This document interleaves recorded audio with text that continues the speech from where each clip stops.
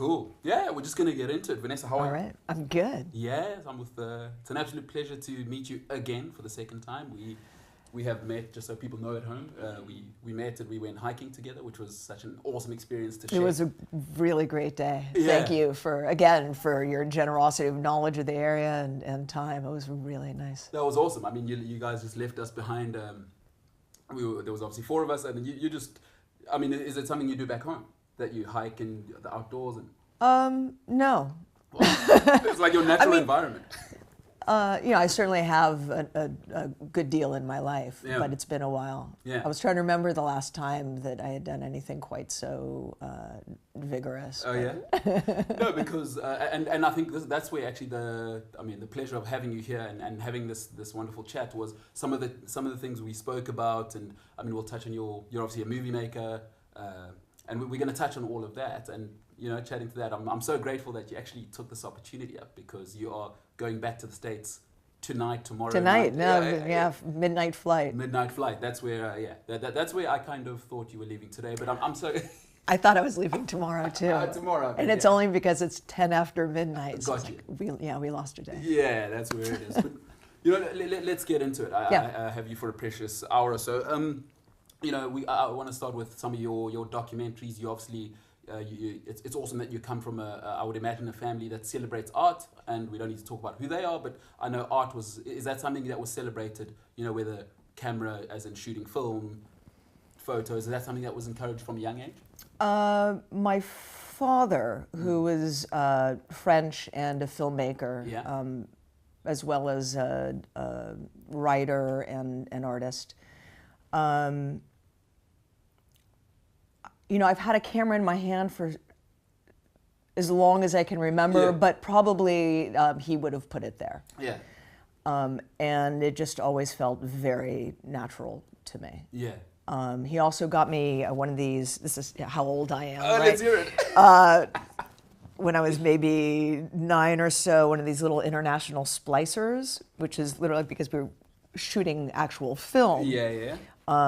It's literally a you have to splice and tape in order goodness. to, that was 8 and 16 millimeter film that I'd play around with. Is that like where you put in is it called a red room, or what's it called? No. This is moving, right? Okay. Like actual film. So okay. 8 and 16 millimeter film. Oh my goodness. The old cut and tape.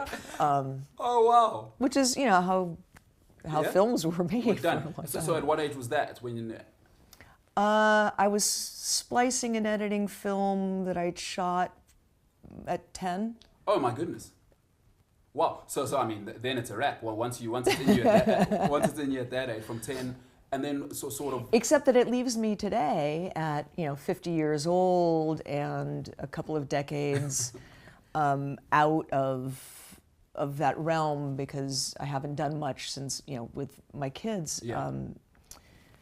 I kind of set most stuff aside to raise them, feeling very much out of the loop. Oh wow! And a little bit intimidated by new technologies. Although we talk about them as being much more accessible and democratic and affordable. Yeah. I feel a little bit like an old dog right now. And each time I think about, okay, well, what? There's a couple of projects that I'd really like to do. Yeah. And I get a little nervous. I won't know the technology. Behind that camera is a man who I think would be an awesome guy for that, and we can chat about that after this. But I want to get back to that. I think that's a great transition into what you're saying. We do live in a time when everybody is essentially a photographer, a movie maker, because I've got my phone now, and in that, and I think it's a very interesting conversation is. With art now, or being able to do that, is it becoming so disposable that the true art of movie making, taking a photo, do you think that's sort of being watered down, or what is your feeling with this technology and where it's taken us in terms of, because it's an art form, right? Like photojournalism is an art form. Yeah. But now if I can just take 200 photos, send it off to my cousin, he edits and picks the best 5 ones and puts a filter on, do you think there's an art form and there's a disconnection to the art form of storytelling through the lens being lost there, in your opinion? I think that there are so many levels to that. One is that technology is always when it comes down to it, just technology, and it's what do we do with it? Yeah. And when the printing press came out, there were plenty of people who thought it was the work of the devil, and that it would cause irrevocable harm to the human spirit and knowledge and everything else. And that may or may not have held true. Yep.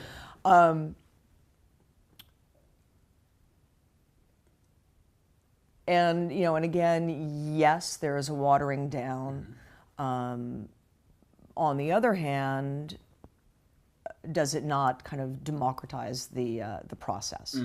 And if everybody has the option to tell their story, to share what's happening in their world, I don't see that as a bad thing. I think that the danger is not in the technology and in the widespread use of it, but in access. Yeah. And as much as we think that the internet and affordable cameras, phones, all of that serves to open the system. And democratize it. When you look at the larger view, our real distribution and access comes through major media systems that are owned by fewer and fewer corporations and people. Yeah. And so that's the stranglehold. Yeah. That's a great the art in photojournalism, I'm personally invested in that because it speaks to me. Yeah.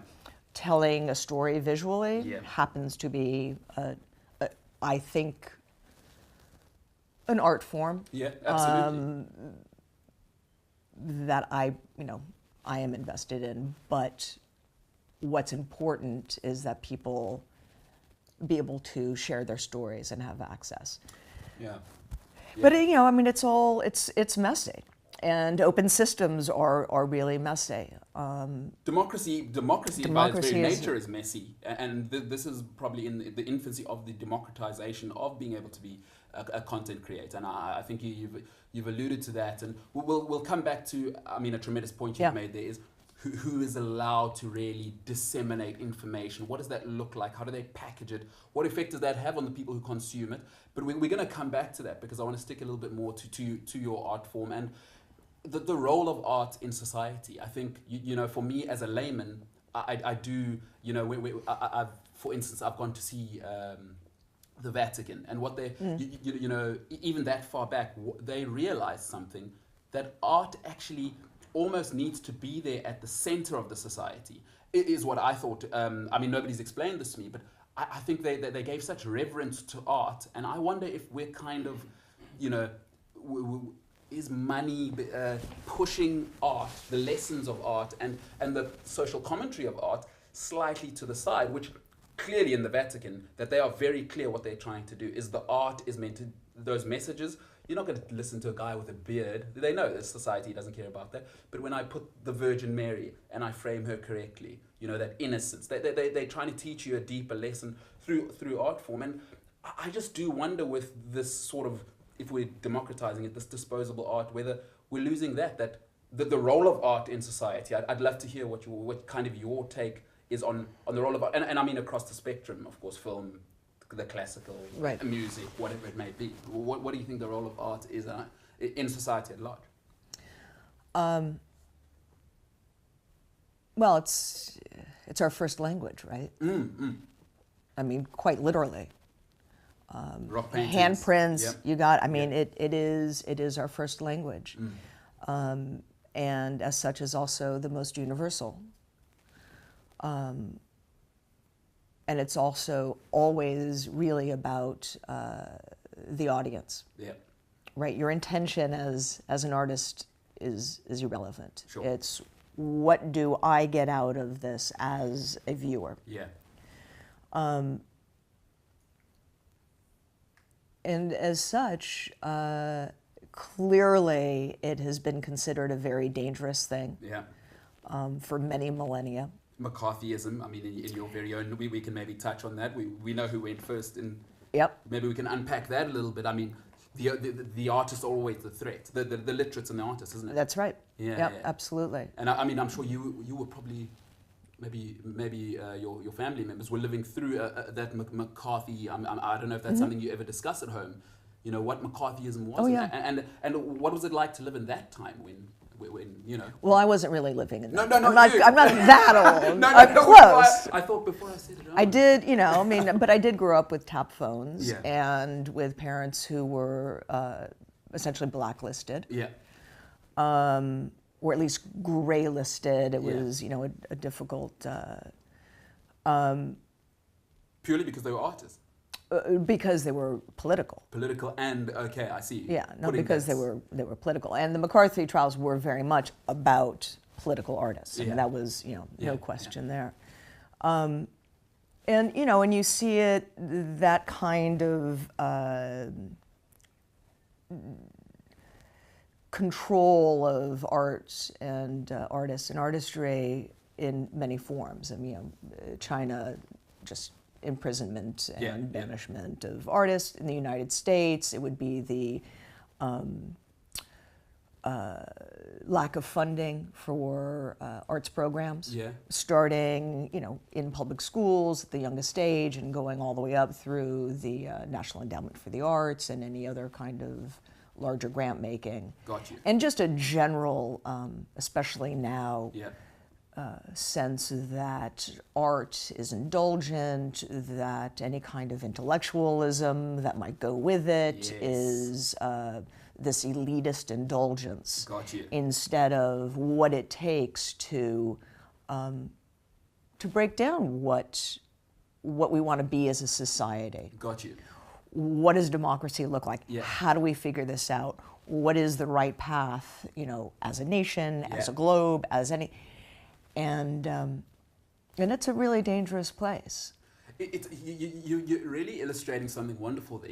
I was talking to somebody who has a Shakespeare company, for instance, and what's happened with, obviously, those that control information and how it gets out to us, is even somebody like Shakespeare, is a lot of people consider Shakespeare as a part of the bourgeois society. But it's the canon. He's actually working class. Like when you come back to people and you say, no, Shakespeare was born working class. He alludes to actually having, for instance, there's some stuff that comes out there. It's like, did he have a black mistress? Like that stuff doesn't fit the narrative of, like you're saying, is, Shakespeare, make him elite, inaccessible, and anything that plays, that... Well, look at what they've done to Jesus. Yeah. Like, who knew Jesus was a white, heterosexual conservative? Yeah. Really? Living in Nubian Egypt at the time. Yeah. The Nubians who are, the brother was hanging with, with everyone who's outcast today, and that's just lost. It's gone. But he's more like Dolph Lundgren, apparently. Well, and that's the other side of art, right? And especially when you began by talking about the church, is it's also understood to be great propaganda. Absolutely. And absolutely. I mean, we sometimes really beautifully done. I mean, you think about Soviet Russia; those posters. It's great stuff. We have some of our best design fonts. All of that comes from pure propaganda. I mean, propaganda really did crack something open for the establishment, if we, for lack of a better term, but for many people to do some great things in our time. And that role of art in our society, we can maybe move to our Western society. And like you said, there's a sort of, I'm struggling to watch mainstream film at the moment because something, I don't know if it's in my soul. There's a lot of crap out there.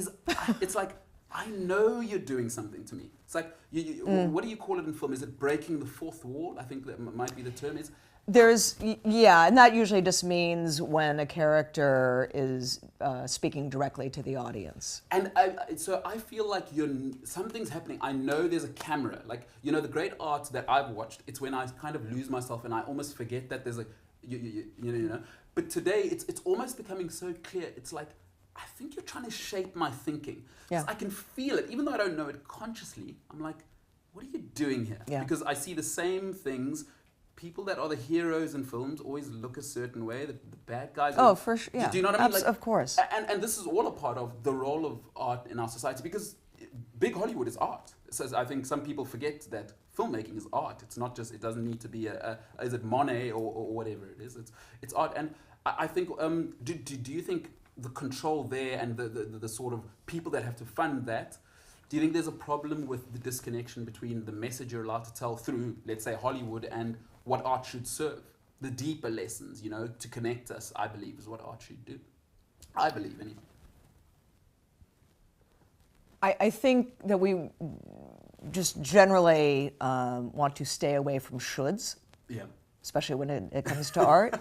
Because then you're just falling back into,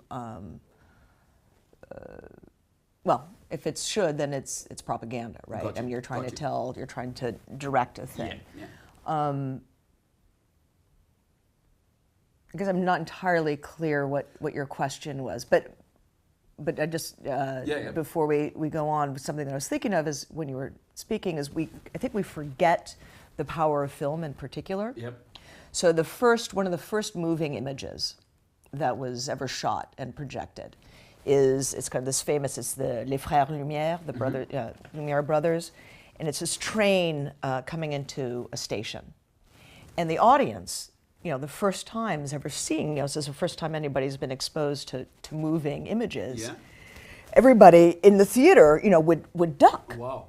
Because, of course, there's no sense of like, oh, it's film. Yeah. No, it's just this thing. Yeah.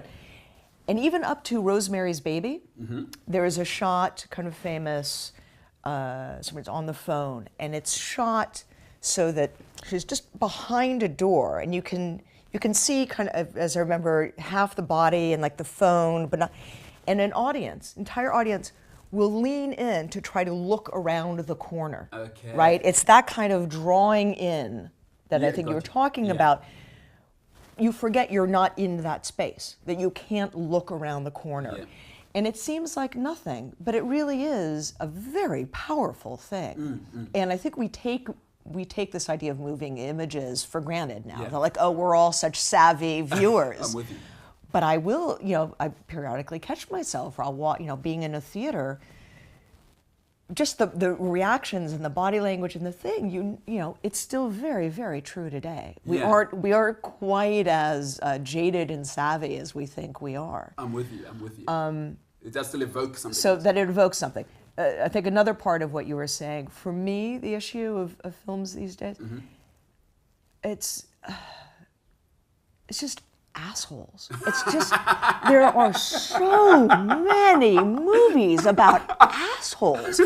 And I hate walking out on films. I really do. I want to watch something to the very end, if nothing else, to be like, okay, how do you not make a movie? Yeah.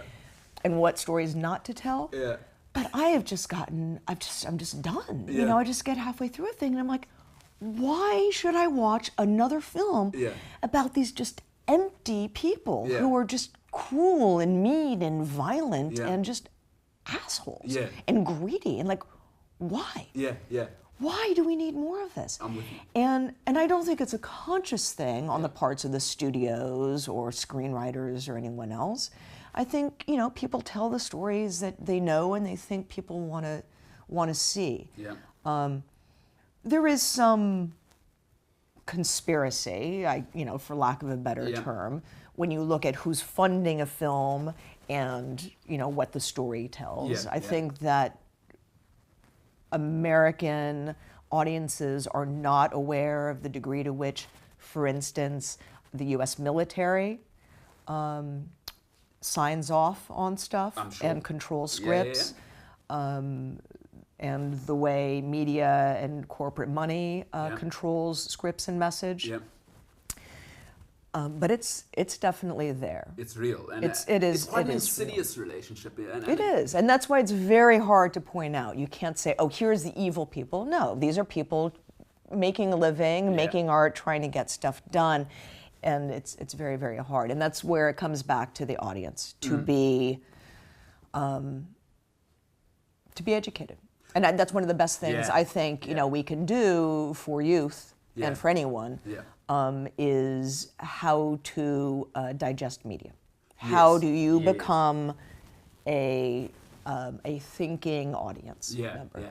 And I mean, you've nailed it once again. Is when you don't know what something is meant to do to you, because and like you said, I think we've become such a society where we think we're capable. We've invented aeroplanes, so only the conscious primal mind. But things still seep, whether you like it or not. These images and whatever is shown to you, I believe, seeps into your subconscious.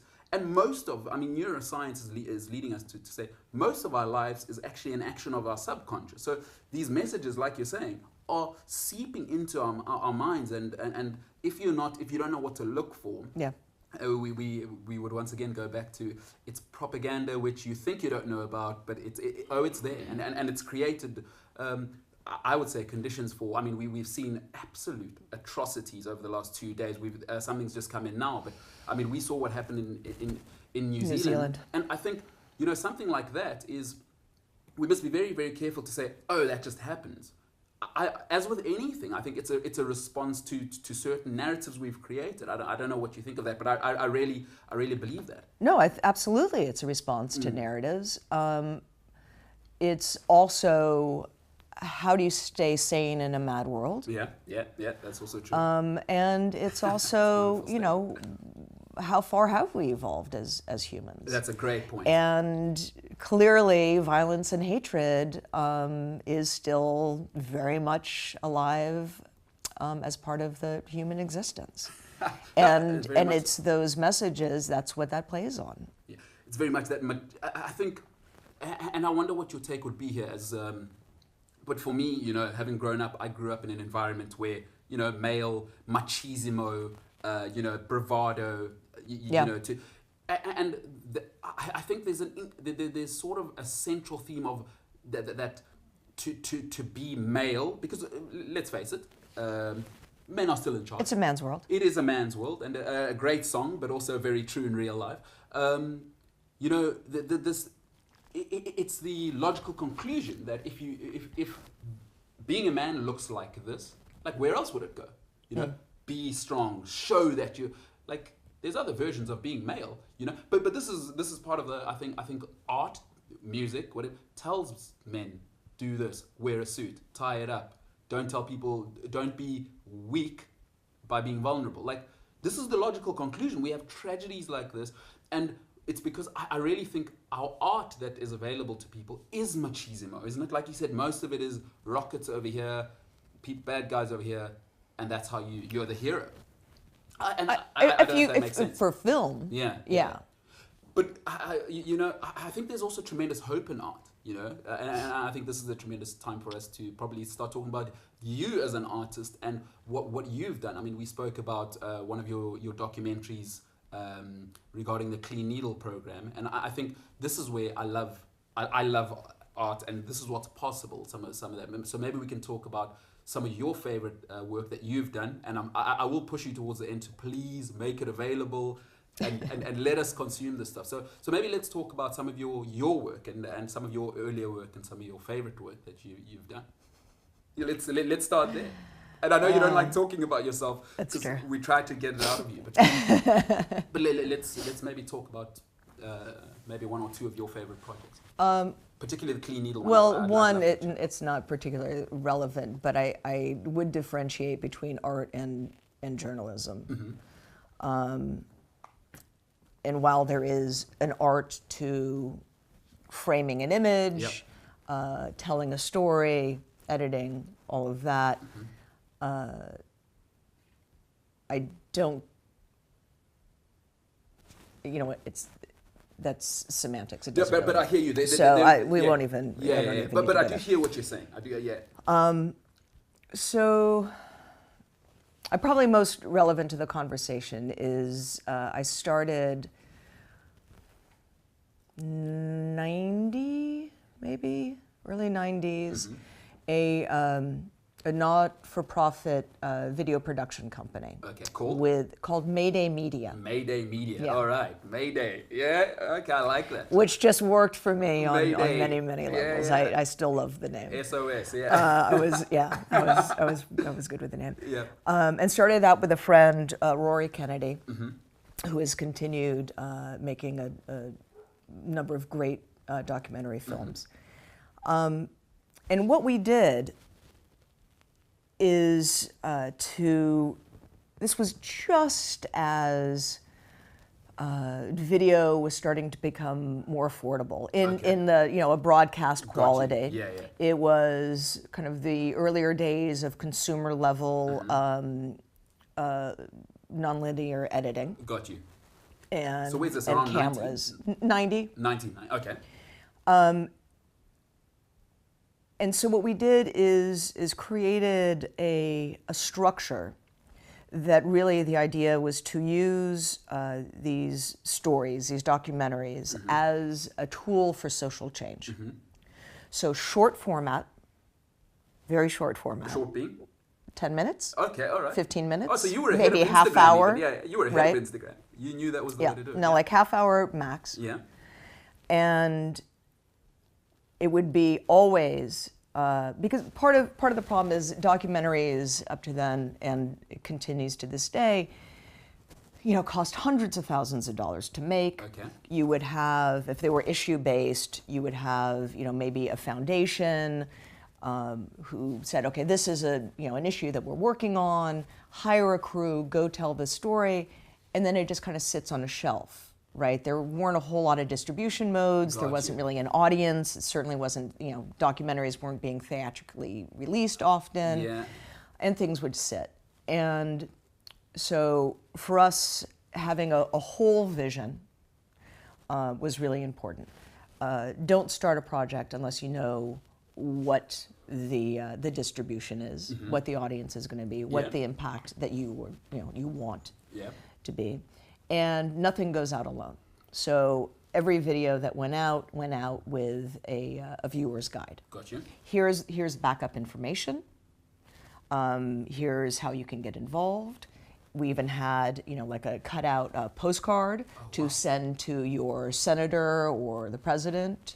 Okay, right. so nothing went out alone, like video and Yeah, so it's not just a video living out in the world, but really a whole program. Yeah.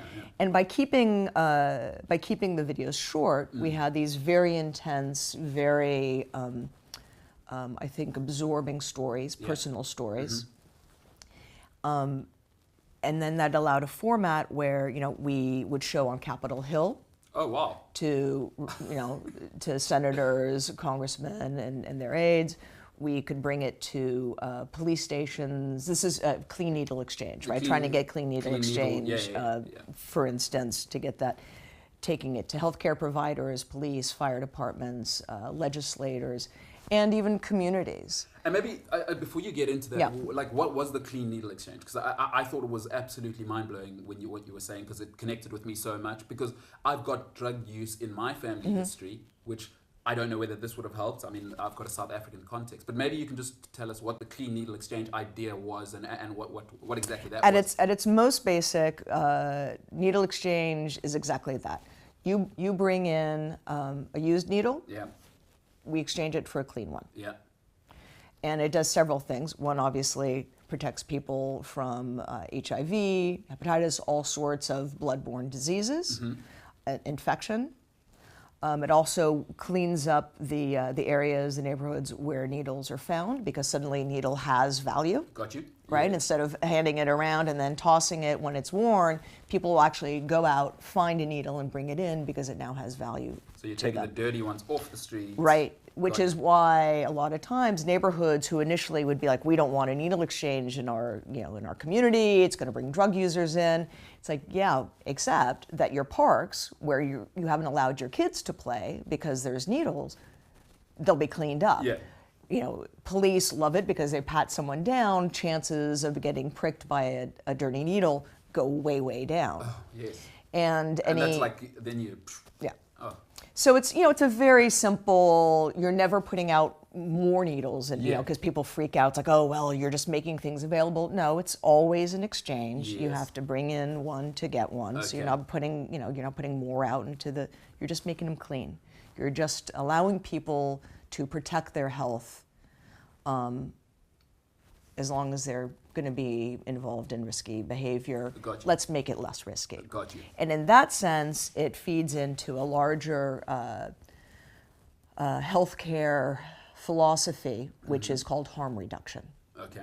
And that generally says, let's do what we can to at least reduce harm.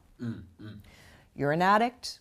We're not going to judge you. We are going to be here to help you reduce the harm to yourself and to your family and loved ones and your community.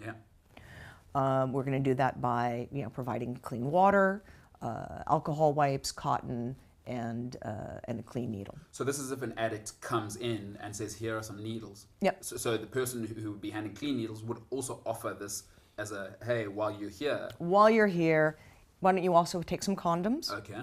And some cotton balls, because so many of emergency room admissions is abscesses and infections, right? So it saves states, communities tons of money. I mean, we're talking about millions of dollars a year, not just in HIV treatment, but in infections and hepatitis and every other kind of tuberculosis. I mean, and you're building up a relationship with users over time. With people who are not judging you, who are providing care. And that ends up being the strongest bridge to drug treatment, or to get people housing, or to get them into whatever program will actually work for them over time. And how was this document? What was the name of the documentary?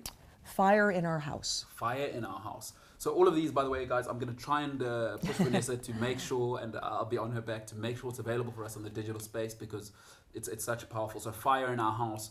And I mean, surely, how was that received, by the way? Because really well. But by I mean, where did you play that? Capitol Hill? Or?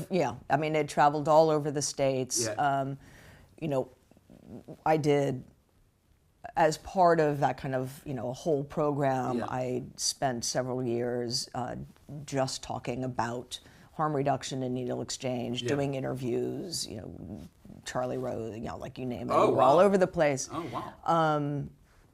And then it took on a life of its own, so that even, years later, I'd be doing a talk or something, and I'd say, has anyone seen this yet? And, some nurse from, tiny community in New Mexico would be like, oh yeah, we show it regularly and use it as a fundraising tool for our own little community health center. How does that feel? And it's great. I mean, it's.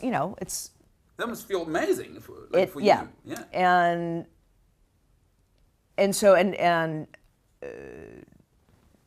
point being, what is that going to look like today? Gotcha. Right. And I bring it up because I want to put that challenge out to a new generation and a new technology. What does that look like today, when, as we were saying, every phone is a camera, where, how, and I don't entirely know the answer. Of how do you reach an audience when people aren't going out to a screening, when I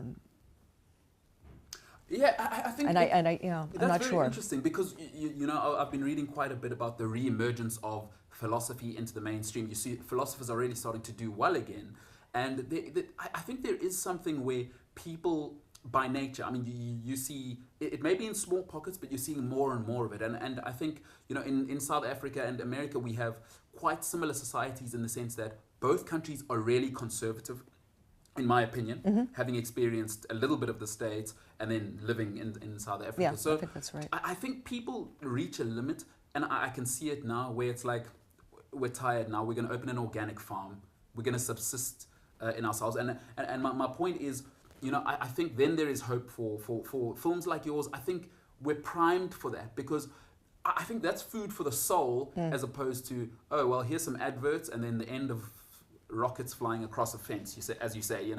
So I think I'm definitely going to push you to re-listen, because I think the time is right. I think people are tired, and we're trying to ameliorate something through connection, and I think that's true. I think that's true. Yeah, I mean, I think both things are true. Yeah. I think that the hatred that you see in the attacks in New Zealand, although he certainly did not win the popular vote, the popularity, or at least the vehemence of the support for Trump. For Donald, yeah. Speaks to something else. Sure. But even then, I think that idea of connection and of mattering remains true. Yeah. That people do feel completely disconnected from their systems of governance, certainly from an economic system, absolutely, and even from community. Yeah. And hopefully these this violence and this hatred is the last gasp of what really should be an ancient mode of being. It's, speaking of, we'll come back to Donald Trump and kind of, Le Pen appearing, in France, where you were born. Some people may not know, you're actually born in France.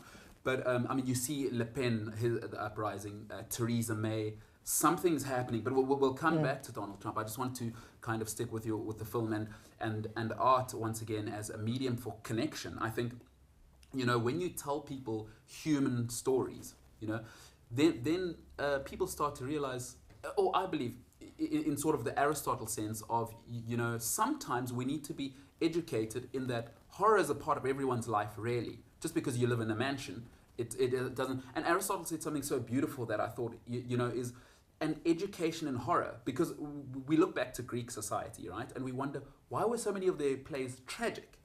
And Aristotle said, well, it's because he thinks an education in horror is a part of the civilizing process, but that needs to be framed correctly. It needs to be artistically done, and not, like you say, this disposable 2 hours and then go home.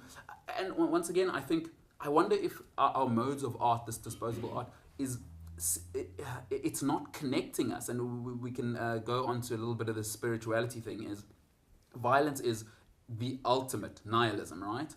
We are disconnected. There is no other option. Like, it's you or me, And I'd love to maybe transition to, what do you think of this?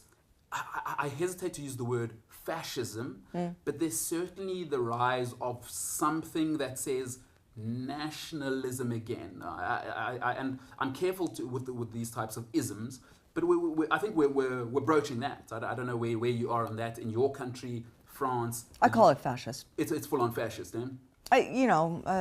For all practical purposes, I think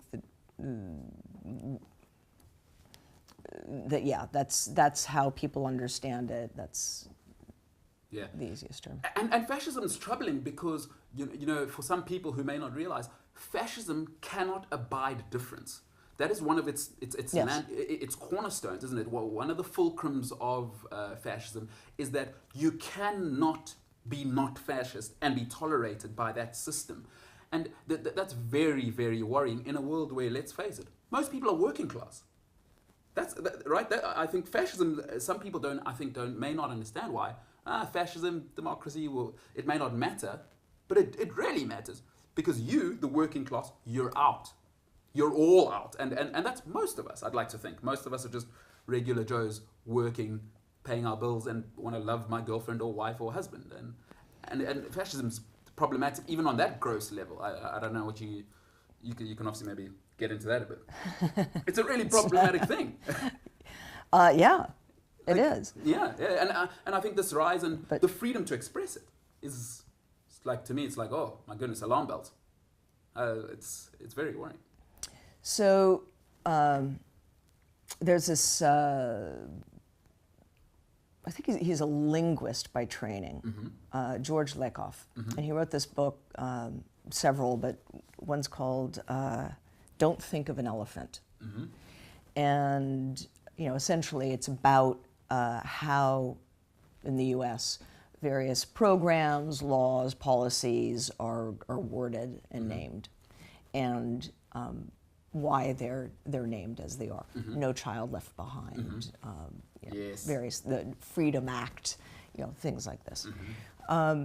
And one of the things that he does is he kind of breaks down, and you were talking earlier, you mentioned kind of the new science, cognitive science and what we know about brain functioning, and there does seem to be some essential differentiation between a kind of a more progressive and a more reactionary or conservative mind. Yeah. And the more reactionary conservative functions comfortably with a rigid system and being told what to do and what to believe. Yeah. Yeah. And so if you understand that, you understand why people, fall in line. Yeah. Yeah. That's their comfort zone. Got you. Right? So what do you do with that? If that is human nature, it's very hard to force somebody whose brain just doesn't, freezes up when you say, no, I'm not male or female, or no, I'm not black or white, or I'm not, this or that. Binary. It's like this this panic sets in. So the idea of, I think that's where that rigidity and this complete intolerance for any kind of difference comes not just out of greed and political control, but a real aspect of human nature, and that if we don't deal with that and recognize that, then we're never gonna get very far. If we keep thinking that it's just about power and control, that's not quite enough. It's right? not. It's not. But because that's the ultimate nihilism, isn't it? There is only power. That is the end state. Like, if we get to that, it's end of days. Yeah. Well, and I think just in general, competition is a really good aspect of this. And it's, even with my husband, we have this kind of constant debate.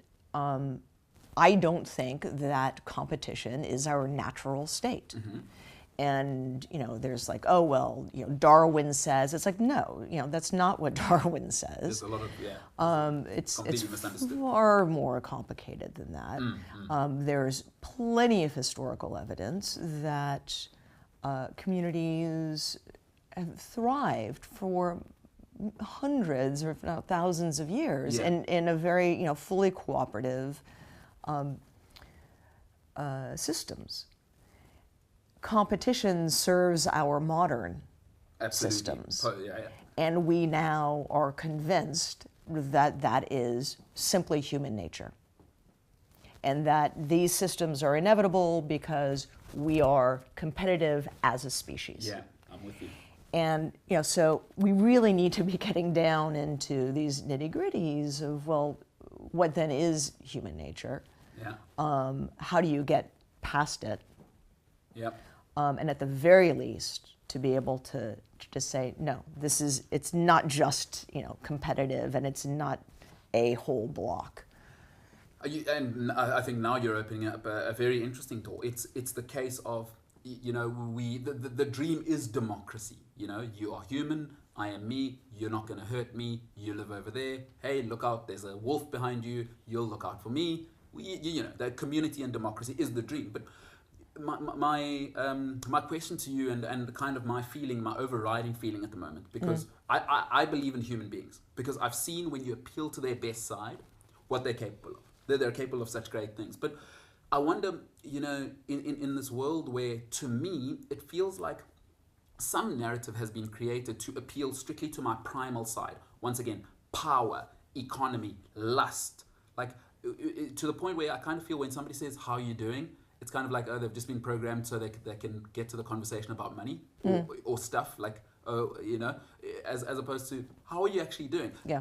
That's no, you've been, you were honest about that part of you. Yeah. That, yes, I mean, to be clear, what I was saying was that even myself was, you know, and I'm still very capable of it now, but I'm conscious of commodifying everybody, commodifying everything. Is, you know, my life for so long, my entire 20s were spent, can I have sex with that girl?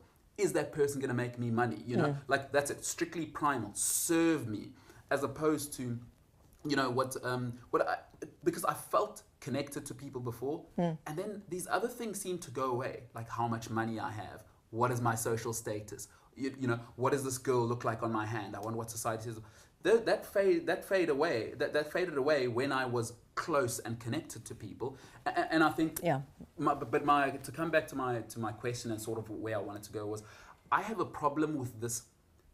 We've somehow convinced, or they've tried to convince us, the upper echelons, that capitalism and democracy are somehow synonymous with one another. Right. And isn't that tragic? Yeah. I think right there is, if this narrative continues, that capitalism and democracy are hand in hand, I think we have a serious problem. And I'd love to know what you think of that. But I think, like, how do we get rid of that if we can? I don't know if that's even too big of a question.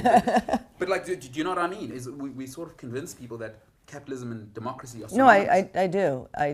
And the very, you know, it starts with just basic differentiation in education. Yeah. Democracy is a political system. Yeah. Capitalism is an economic system, Yeah. right? So let's just start, because I mean, people really don't understand that. They think that, and communism to some degree is probably the most kind of whole system in its economic structure is fully ingrained in the political structure. But, you know, socialism isn't by definition democratic or totalitarian or anything else. Yeah. Capitalism isn't by definition democratic or totalitarian. It's amoral, right? Yeah. It's an economic system. Yes. I don't think it's amoral.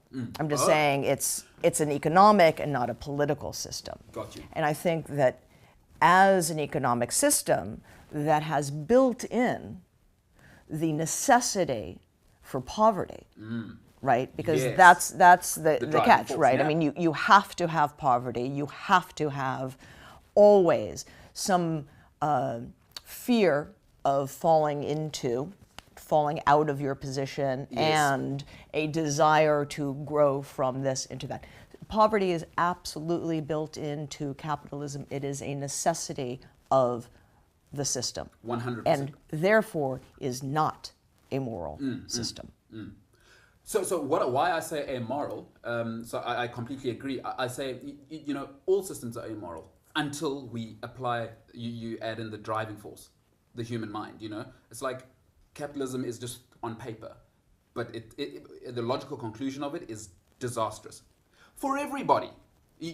And so I hear you. So it's not moral in the sense that woven into it, but they don't tell you, is that in order for you to live the capitalist dream, many have to kind of carry the workload on their back, kind of thing. So sorry, I hear what you're saying. It is not moral. It is that sense. Yes, not moral because it has No, it has the necessity of poverty written in. And why do you think, so I mean, I've touched a little bit, given my reason, but why do you think that is on the rise? Le Pen in France, Brexit, Trump. What do you think? Is it a reaction to I mean, I'm unapologetically to say leftist, if we're going to use terms, but I'm liberal leftist. I'm very, very liberal, I think, very liberal. So do you think it's a reaction to, have we as I say we, myself, and you can speak for where you might stand if you stand anywhere, have let the people down for you know, Clinton, not great, Obama? What do you think? Is this a reaction to something? Trump, Le Pen, and Theresa May. Do you think there's a reaction? Well, I said earlier that I hope that it's, you know, a last gasp of a dying mode of being. That's optimistic. But I think, well, I think that look back to Germany, and I'm not a historian, or an economist, yeah. or even a political philosopher. Yeah. But my understanding is that Germany, through the 20s, really established the first solid middle class that the globe had ever seen. Sure. It was a very open, very progressive society in many, many ways, and then started to go through a series of pretty severe economic backslides, recessions, and people got scared. Yeah.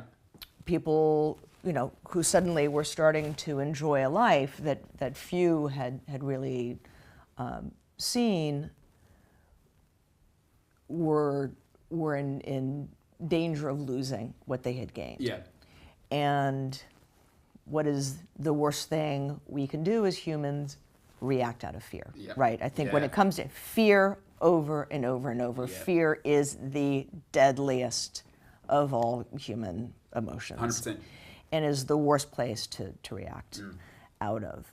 So when someone as apparently, I look at Trump, I want to vomit. Oh, wow. But I guess people find him very engaging and dynamic, and the same was true of Hitler. You have somebody who's very engaging and dynamic, who seems very powerful and can come and say, well, here's why you're in danger. Here's why you're hurting economically. It's that gypsy. Yes. And it's that gay man, and it's that guy. Jew, and right? Yeah. And that makes sense. It's a whole lot easier to fear something that isn't you than to say, okay, these are complicated economic and political systems, and there's ebbs and flows, and how many people can the planet actually hold, and how do you secure jobs for this many people, and those are all really complicated, difficult questions. So no, it's that brown guy. He's coming for my job. And and that's where you see the rise of fascism and the Nazi Party in Germany. And I think that the parallels today are right on. We had major decades of general growth in the United States, in England, in France. That's been true for pretty solid. We're now, certainly in the States, this is the first generation that isn't going to do as well as their parents, right? That we're actually starting. But otherwise, it's been growth. And now things are starting to slide. Obviously, it's the taboo issue, but overpopulation is the core to all of it. There just aren't enough jobs. There just isn't enough water. There just isn't enough food, period. And that's going to cause, even if you don't understand exactly where it's coming from, that is a global state of panic, of fear, of insecurity that causes people to react and to behave really badly. Really badly. Really badly. As a parent, I know. You fuck with my kids? Like, I am Mama Bear. And I may not act in a way that is best for my entire community, but I'm going to act for my kids. Got you. Right? When you're driven by that protection, fear. When it comes down to you're not going to have water, and you're not going to have food, and you're not going to have a job. Well, because then it's a zero-sum game. Is for me to win, you have to lose. Like, that's not a great place to be operating from, right? And for me, that's the only framework, like I'm talking of the purest form of capitalism, gives us. Is I have to win. In order for me to win, you have to lose. And it's crazy. Well, except, and that's all complicated by this absurd idea of trickle-down economics, which has been proven over and over and over again to just not work. From the get-go. But it sounds really good, and it's a great justification for. It's because, once again, the literature is pretty much guys that went to Oxford or Harvard, and then it becomes the truth. But even when you look at that, I mean, as far as I know, nobody has really, or very, very few people, up until, Reagan and a few, really out there economists, ever said, "Oh yeah, no, this is a functioning system." It just wasn't. No, it's it was something that was pulled out and thrown out there because once again it sounded good, but it's not an economic system that has ever been proven to work. No, it just or hasn't. that anybody ever. But we, what is it? The old Goebbels line is, "Tell the lie enough times, it becomes the truth." Yes, think, of course. I think it's become a case of that, But so once again, we kind of broken that down, and I see a little bit of hope in the society, but I do see that we need to be conscious of it, and we as the left, I speak again, I'm not the voice of all left, but I think the rise of these guys isn't an error. It's a response to a failure of the left, and I think we should address that of we can and we have done better, but we once again now need to stand and yes, it's horrendous what's happening, but what is our role, as people that seek community, that say, okay, maybe 3 guys having the same wealth as the whole of America, not good idea, not the greatest idea, Right. But what is our solutions? Because I'd love to hear some of the speak is you're wrong, but I don't hear enough of my own brethren, which is the left, saying here's the plan. Yeah. And I guess, do you think it's possible when you're trying to fight such a monster to kind of organize? It's very difficult, and it goes back to that kind of at the very base, the brain functioning that I was talking about, is that I guess more left functioning is a more creative space, and it is much more gray. And that's the basis, right? Of really what you're looking for is plasticity, a dynamic system that's going to work for as many people as possible. Of course, that may mean much smaller systems, more localized. But all of that is very difficult to articulate. When you're dealing with an entire country, let alone what a global system should look like. I'm with you. How do you set that up? What does that actually look like? Especially when you start getting to the nitty-gritty of policy and how money is distributed and what our priorities are. And it's so much easier to say, no, if I earn this, it's mine. I'm with you. The primal. The fact that I'm the only one who has access to earn it. Don't worry about that. Doesn't it's mine. If I have it, it must be mine. Absolutely. And it's it's a really hard thing to start to break that down and to articulate something that makes sense to people, that they can absorb, and they can kind of take to the bank, as we say. The old adage. But in this case, that's literally what needs to happen. Right? Is people need to pay their rent. Take it to the bank. What do you do? So the good news is there are a lot of really, really smart people out there who are writing about and articulating whole system solutions. But far too often, I think that things do get, it's a divide and conquer. It most certainly is. And and so it's like, oh no, I'm here for women's rights, but not for trans or queer rights. It's like, or I'm here for kids, but not for, for women. It just becomes this broken dream, this kind of shattered piecemeal thing. Shattered piecemeal. It's a great way to put it. I think some of the what you're speaking to is, of course, within capitalism is individualism, right? Yes. We venerate that. I did it. You're incredible. Put Steve Jobs out there alone. Look what you can. There's only so many seats at the table. That's that's the trapdoor. That's the other myth is competition and the individual. I mean, so that's quite a pernicious sort of a part of capitalism, which this should be freely discussed because, and I'll tell you why. We're going through something which, in the modern world, we haven't really gone through.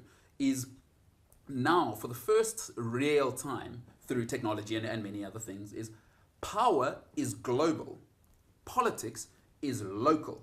Now that's a problem, right? Because once you have that disconnection, it goes nationalist straight away.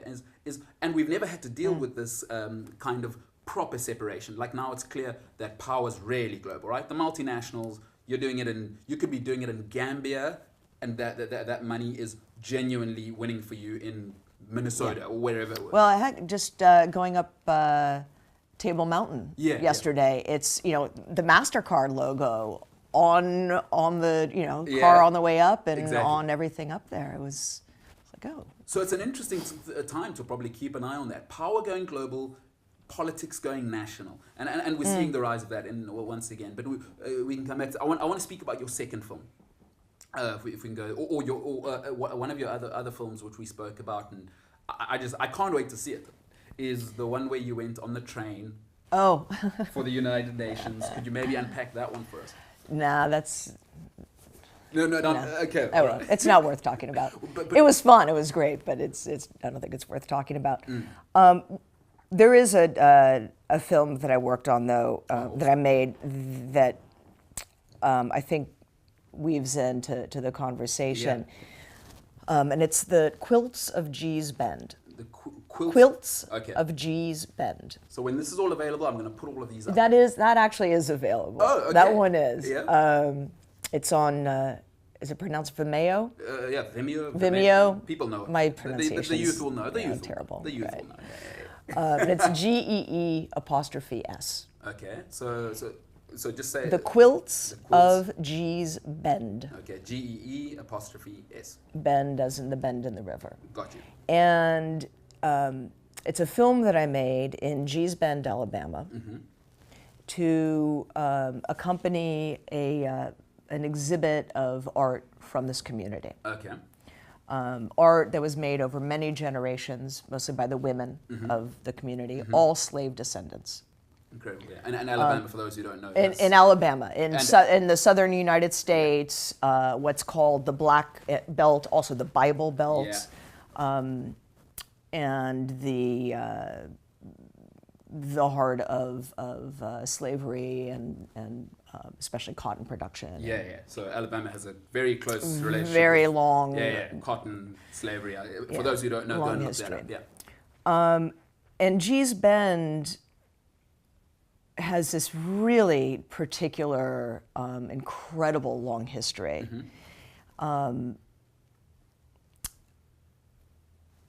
It's the bend because it's literally a bend in the Alabama River that basically almost created an island. Oh yeah? Right, it's totally isolated, physically, culturally, for many, many, many years.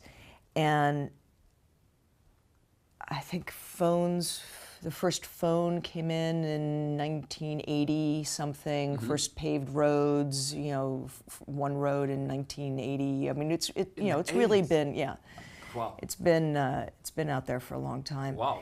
And this incredible art in the form of quilts being produced over generations. Oh yeah. And so this show, which opened at the Houston Museum of Art first, then went to the Whitney in New York, I think remains the #1 or #2 most popular show the Whitney has ever had. Ever. I mean, lines, out the door in February, freezing weather. And then continued to travel, San Francisco. I mean, it's been everywhere. Yeah. U.S. postage stamps made from images of the quilts. One of the women who's in the film, who remains a good friend and who's one of the artists, Mary Lee Bendoff, she won the Medal of Freedom, which is the highest award you can get in the United States, from Obama.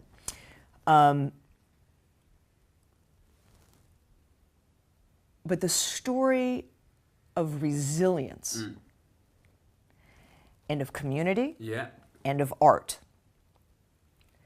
I think, speaks to just about everything that we've been discussing here today. All right. what is an alternative reaction to not, it's not, I guess it's not even the fear of losing, right? Because they've had nothing from the get-go. Got you, yeah. Arlanzia, who was one of the women in one of the artists and women in the film, she told stories of her grandmother being brought over on the slave ship. Oh my gracious. And, with this little woven mat. And telling, these kids, sitting around and telling the kids what it was like to get on the ship. And then traveling across and then up the Alabama River and then being, dumped in this place. Yeah. And, forced reproduction. Yeah. All of it. Yeah, yeah. All of it. And how the stories, the art, the history have passed on through these generations into this art, right? And it's art that is made from the fabric of life, quite literally. Yeah, got you. Every little scrap of anything available would be put into these quilts. A father or husband dies, whatever little piece of his work clothes were still intact, a quilt would be made, kind of in honor of him, but also because you had to keep your family warm. They'd be put on the walls to keep the wind out of these, little shacks. There is a generosity of spirit, a resilience, a community.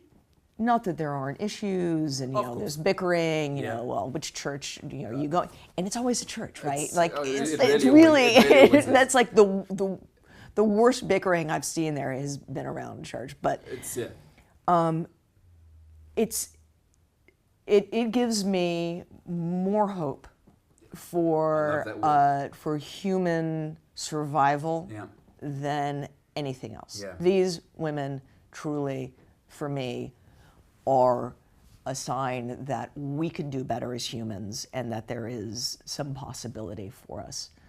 That is okay. So I'll definitely put that in the link in the description for guys to get to, and I'll send it to you. Yeah, I mean that's incredible to show that I had a conversation. I had a coffee with somebody 2 days ago, and when you tell these, because these are human stories. Once again, is sometimes this narrative again is. I was trying to explain to somebody. I lived my entire 20s with a little bit of money here and there, but it's like all the times when I looked to money to solve my human problems, it never works. Like with this is another indication where you're moved. I mean, you're from a completely different world from these folks, but you're willing to create art around their story, and it connected you, I'm sure, forevermore. Because this is a human thing. It's not like how much could you make from them, and they weren't going, well, how much can... It was just like, here is a story. And the art form of survival is another thing is, art plays another role that we keep forgetting is that's how we survived, storytelling. Yeah. And this is why, to me, I'm so delighted that you're here. And, to say art it's absolutely intrinsically woven into me being here. Because we survived through stories, all of us, not there's this kind of tale of just Africans. No, worldwide, storytelling is woven into our survival, in our very, very, very survival. What hope do you see? I mean, we've spoken a little bit about what we sort of, what I don't love and kind of our sort of worries about what we see out there in the world. But where do you see hope? Because I also do see young people doing, I'm just so shocked by what young kids say and what they're doing. And I forget the young lady's name from Scandinavia, for instance. I don't know if you've seen her. Mm-hmm. And she's just like, this is enough now. You're like, that's impossible 20 years ago. Yeah. And do you see where do you see hope, whether it be in the arts or, I mean, you're across the spectrum. Where do you see hope and where do you look when you... Do you see any hope? Maybe that's a better question.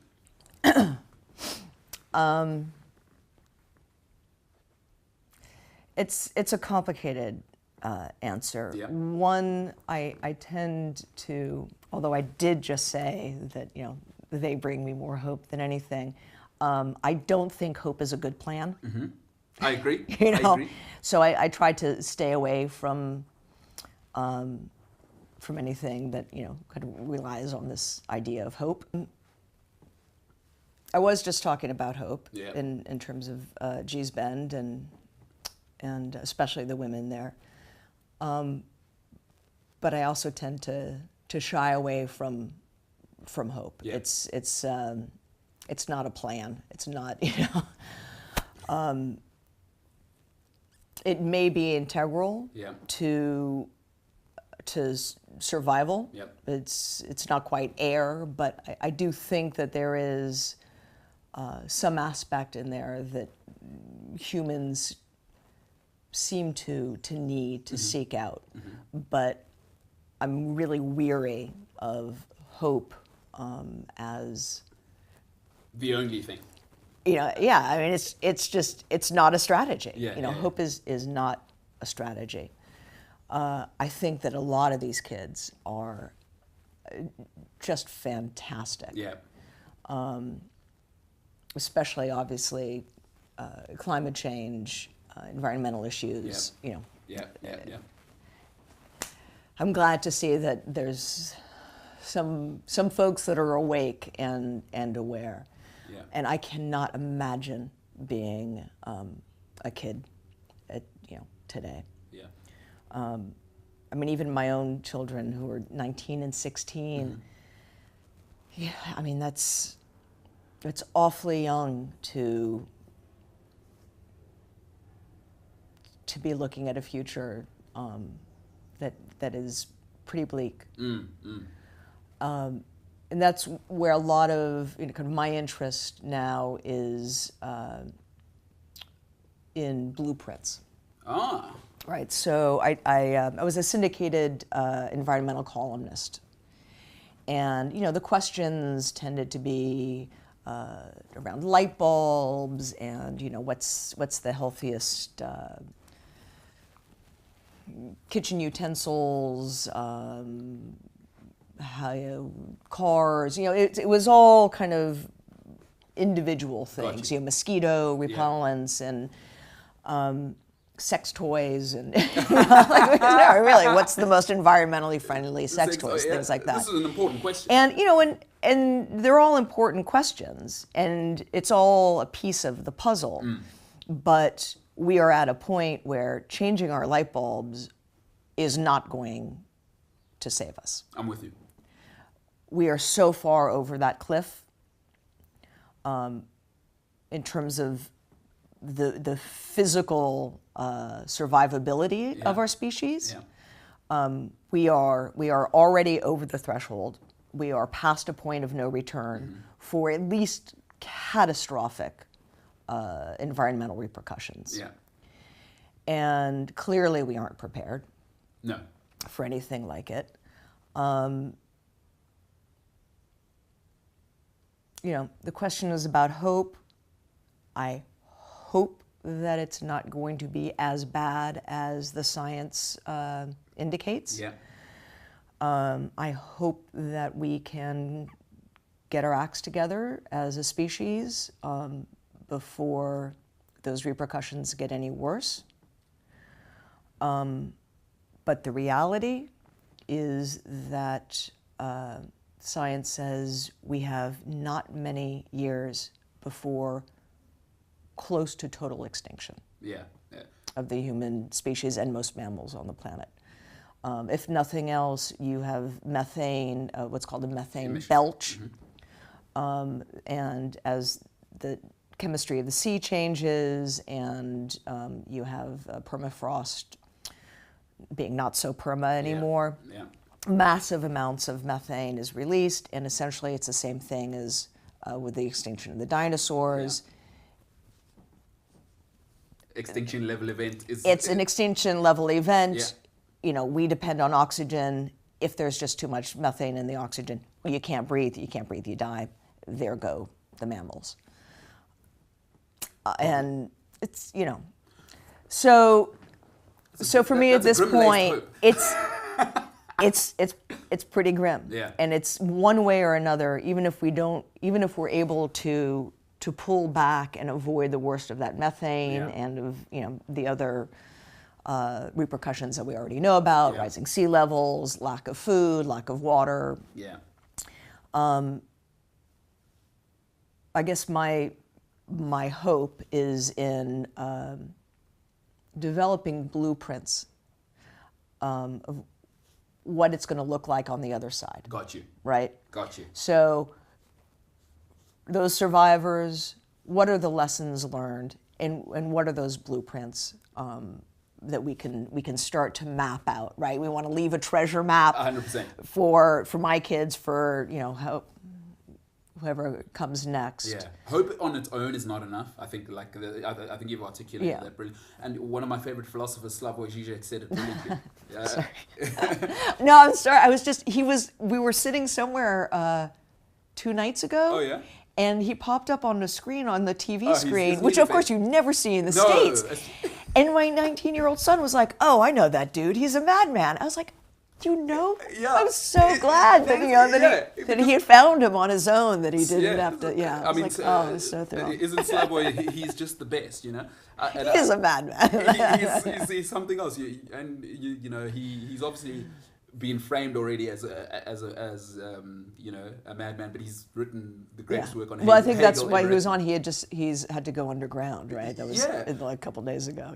Yeah, and I mean he's written some of the greatest pieces on Hegel, but nobody cares about that. Just frame as a madman. But he's one of our leading psychoanalysts of our time. Yeah, I mean he's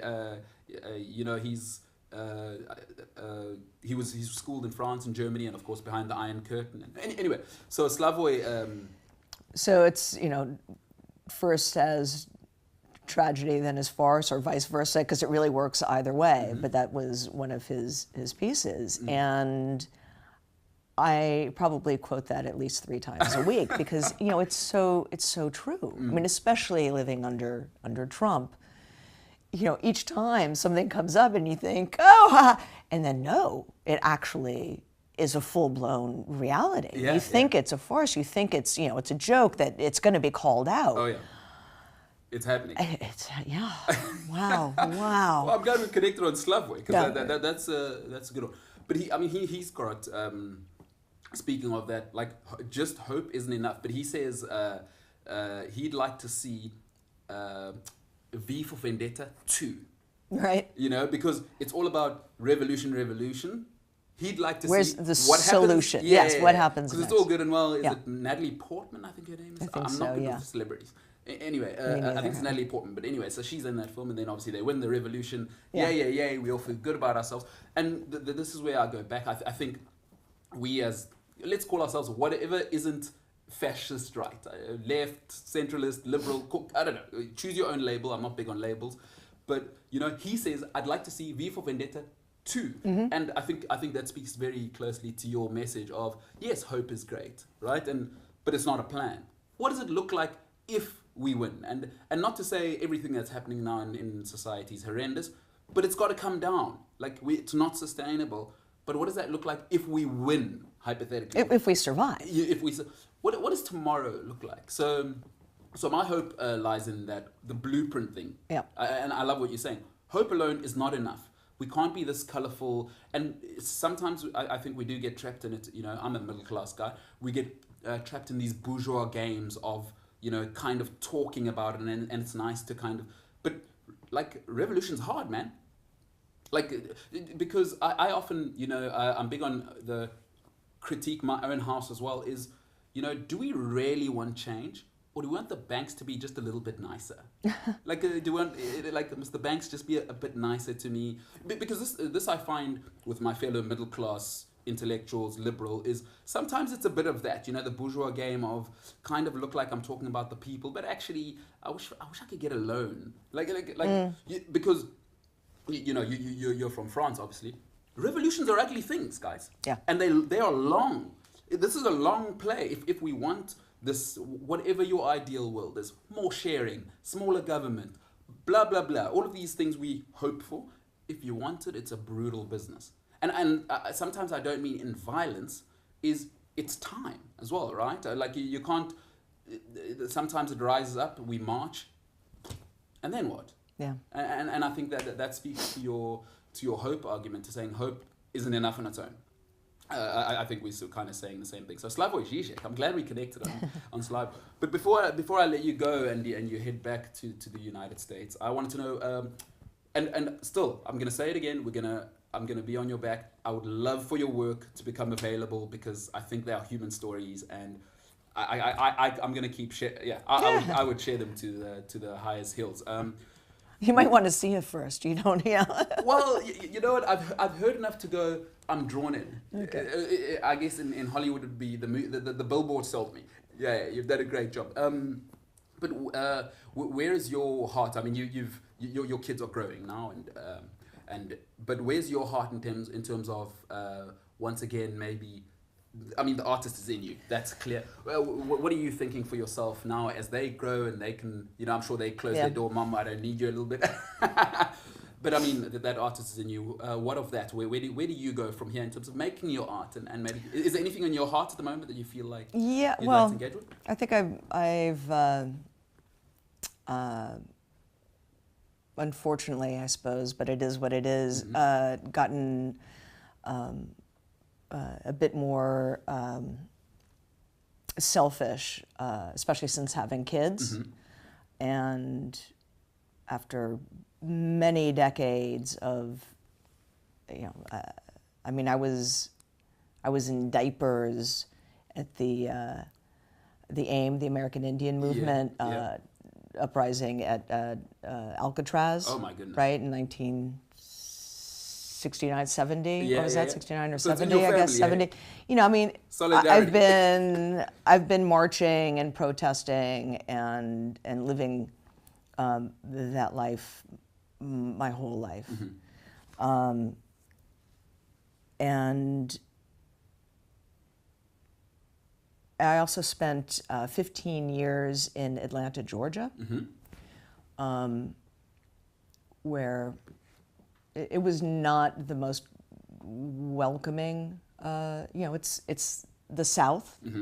It's very conservative. It's very religious. I was a single mom. Even that was really frowned upon. And, I just felt like every thought, every conversation I was having to fight for. What, as a it was single really mom? And as a political person, and was I don't know, just an oddball, or I don't know. I just didn't exactly. People share. Right? How dare you suggest, let's share a little bit more. Not all of your stuff. No. Like keep your house in the Hamptons. Let's just share a little bit. Like a little bit. You don't need you don't need 100 billion. Yeah. How dare you do that, by the way? Yeah, I know. Thanks. And on the one hand, being in Atlanta, I feel like I actually had a hand in real positive change. Helped bring about a lot of the organic farming initiatives, farmers markets, school to farm programs,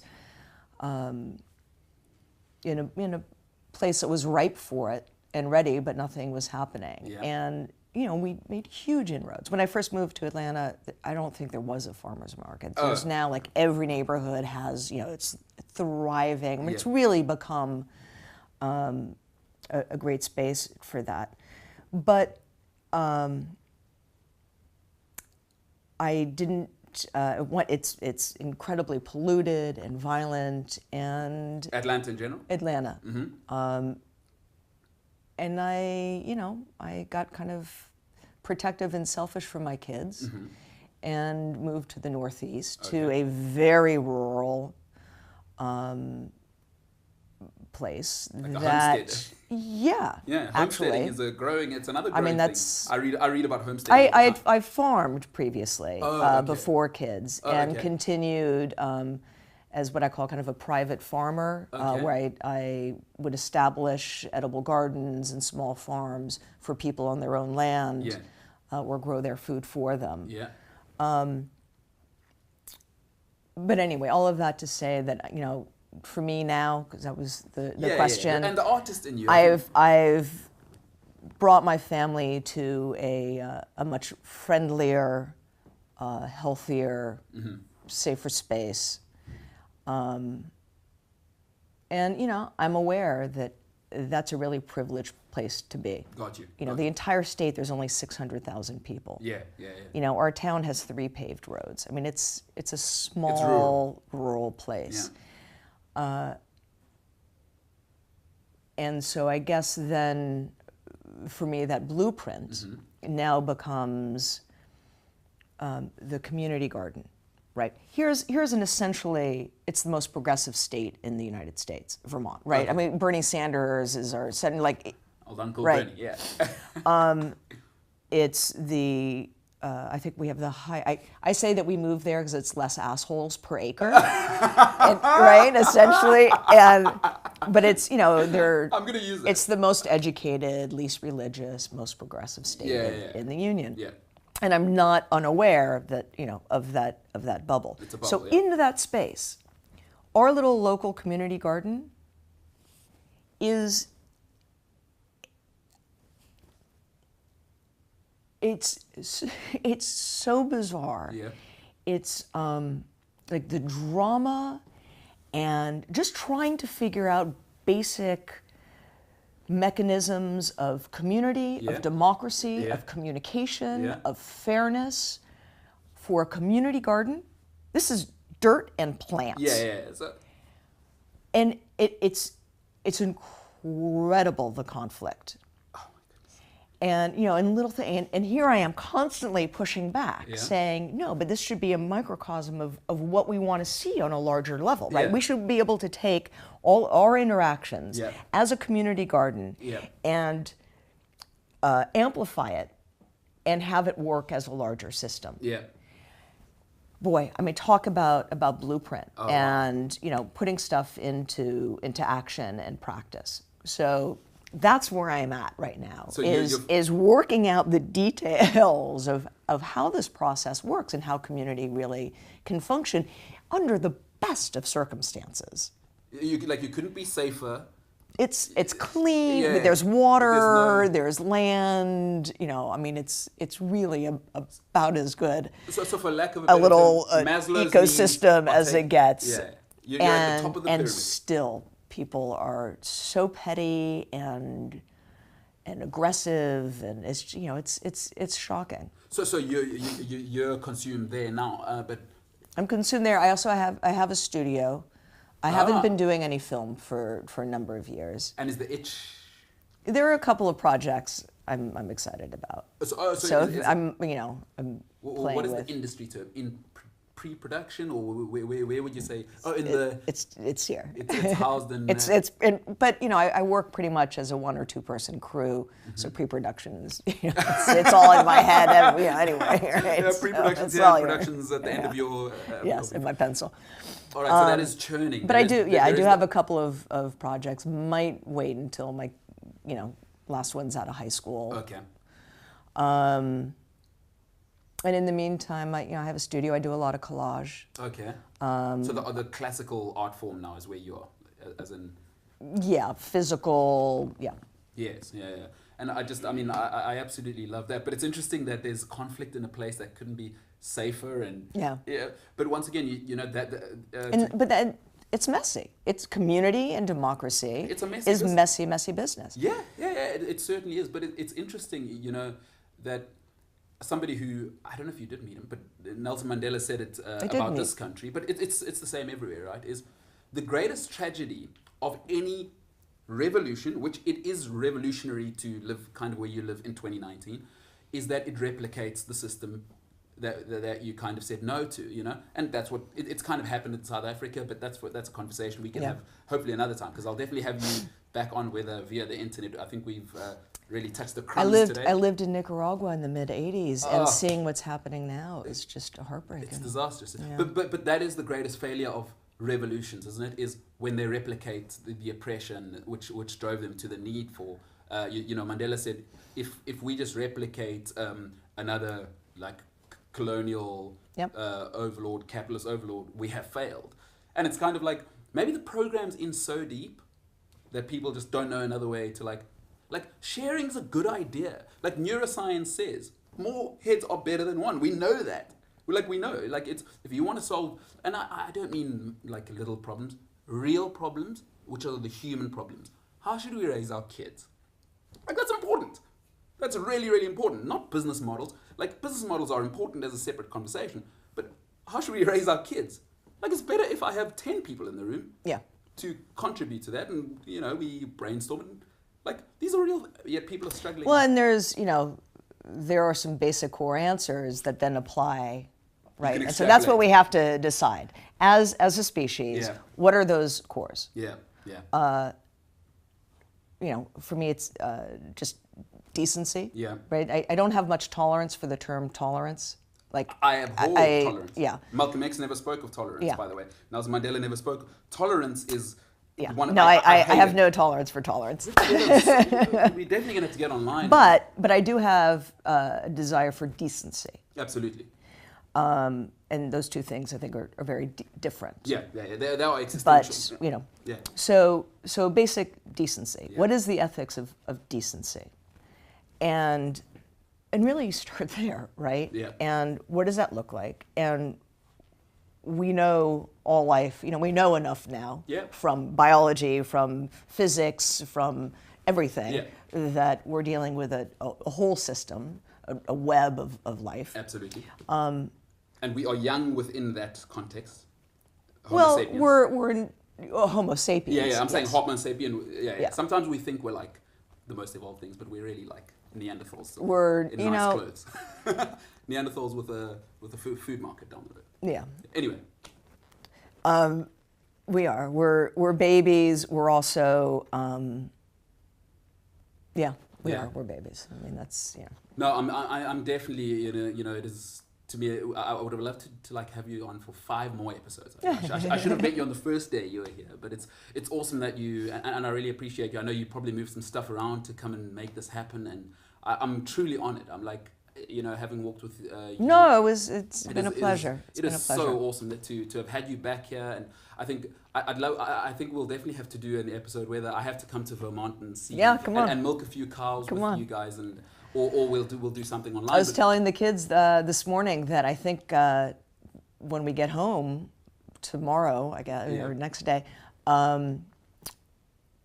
we should have a hive waiting for you. Know, I've got a hive. I've got bees coming. So you own honey? Yeah. Oh my goodness. Yeah. Yeah, I'm definitely gonna have to. I'm definitely. So, but it's been an honor, and I mean, we could go on ad phantom here and never stop, you know. But we're limited by time and such things, and I'm so grateful. Thank you for. Oh, it's relative. Yeah. Yes, time is an illusion. It's cyclical, and so yes. I am you, and you are me. That's right, so baby. we're never apart.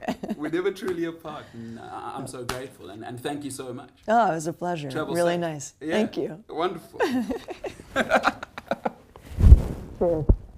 Thank you. Thank you so much. Thank you, man. That was awesome. really good. That was awesome.